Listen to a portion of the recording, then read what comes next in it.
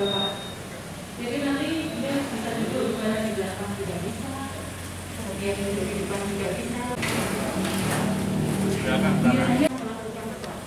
Biasanya kita lakukan tanya jawab terlebih dahulu. Dia sudah membawa form untuk pengajuan swab. Iya. Iya, jadi itu nanti.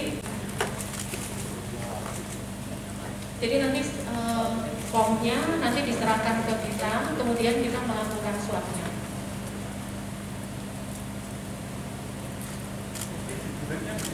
Iya, kemudian nanti pasien langsung bisa pulang. Jadi, iya, hasilnya kalau misalnya memang dia rawat jalan, berarti dia kan ke poli terlebih dahulu. Nanti hasil penanggung jawabnya sudah ada 2 orang yang di sini untuk memegang passwordnya.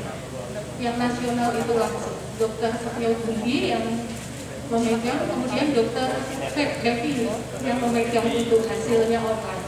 Dokter Happy ini, nah Dokter Happy ini dan Dokter Setio ini nanti yang akan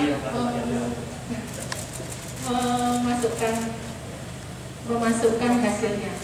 Nah, kalau misalnya, nah itu ada tipsnya itu. Jadi kalau misalnya orangnya itu sudah bisa menjulurkan lidah, kemudian dia bilang begitu, ya, kadang satu orang dengan orang yang lain, kadang kalau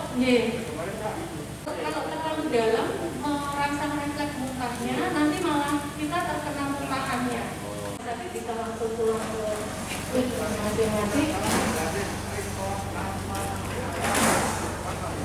Jadi ada apa namanya, kalau misalnya ada yang rawat jalan, dia sudah bagus lah, jadi tapi cuma nanti tinggal kasih petunjuk ya, apa sign, tanda arah segala macam, terus publikasi. Karena saya seperti tadi saya katakan, rakyat harus tahu bahwa di sini bisa, gitu loh. Jangan sampai kemudian mereka bingung di mana sih yang harus itu. Nah, jadi berita langsung, nek ono orang Karyadi undip. Kapasitasnya berapa Pak? Setiap hari bisa meriksa berapa? Itu Pak Direktur yang bisa. Apa Direktur yang bisa? Berapa Pak? Kalau kapasitas saat ini sekitar 90 sampai 100 karena orang per hari? Sampel ya Pak? Sampel per hari karena tadi masih SDM-nya terbatas kita. Berapa Pak SDM-nya Pak? SDM-nya berapa Pak? SDM-nya tuh ada 2 tim, yang tim swab sendiri sekitar 5 orang, di sini juga sekitar 4 orang, sekitar 9 orang. Nah kalau kita bisa ditambah sekitar 11 orang tadi, kita bisa running lebih banyak lagi. Itu yang pertama. Yang kedua, ini ada alat yang sifatnya bisa untuk otomatisasinya ada, cuma ini belum diinstal karena dari vendornya belum datang. Nah ini kita kalau sudah ada install yang bisa otomatis, kita bisa meningkat sampai 3 kali lipat. Itu kemampuan yang kita insya Allah bisa lakukan. Ya, kita menghitungnya gini Pak, juga terus jangan sampai kemudian berlebih-lebihan. Tapi betul sesuai kebutuhan. Karena kita menghitung sebetulnya berapa sih yang tiap harinya berapa yang itu kita antisipasi. Ketika memang angka 90 terlewati ya kita siapkan. Tapi kalau misalnya 90 masih cukup kan, ya kenapa ditambah, ya kan? Boleh jadi mungkin memang pandeminya sudah mulai menurun misalnya, ya bisa saja. Makanya kita sesuaikan dengan yang masuk perkembangan yang ada.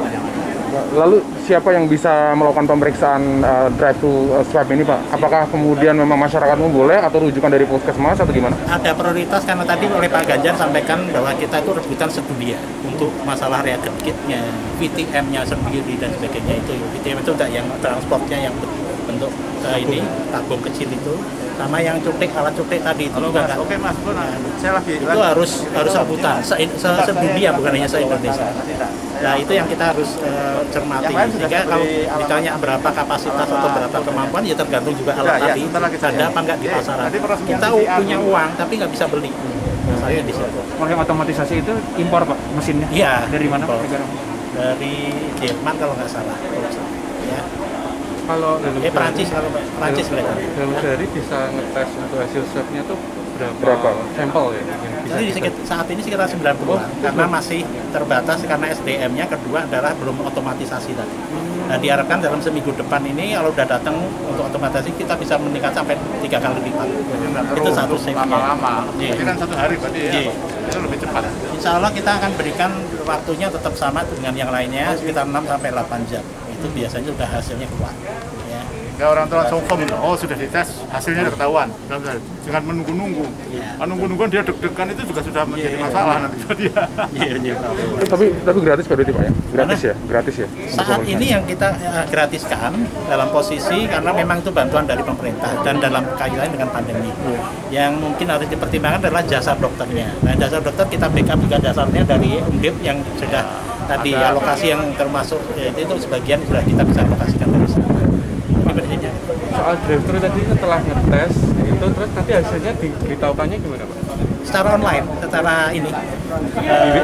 Jadi kalau yang positif itu harus kita laporkan sampai pusat. Nah, tadi Pak Ganjar sampaikan juga provinsi juga real time kalau bisa ditembusi. Jadi nggak sampai pusat dengan provinsi jadi bingung. Juga nanti yang rumah sakit yang mengirim atau dokter yang mengirim. Maksudnya pasiennya Prof atas suap presiden. Terima kasih banyak Pak Rektor. maksudnya pasiennya tuh tanya hasilnya ya melalui kalau dia mandiri ya berarti direct kepada yang bersangkutan, tapi kalau dia kiriman atau rujukan ya pada yang merujuk.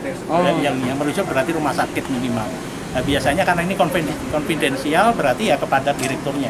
Jangan sampai terus diketahui orang lain yang terlalu banyak. Itu kerahasiaan tetap kita jaga sepenuhnya.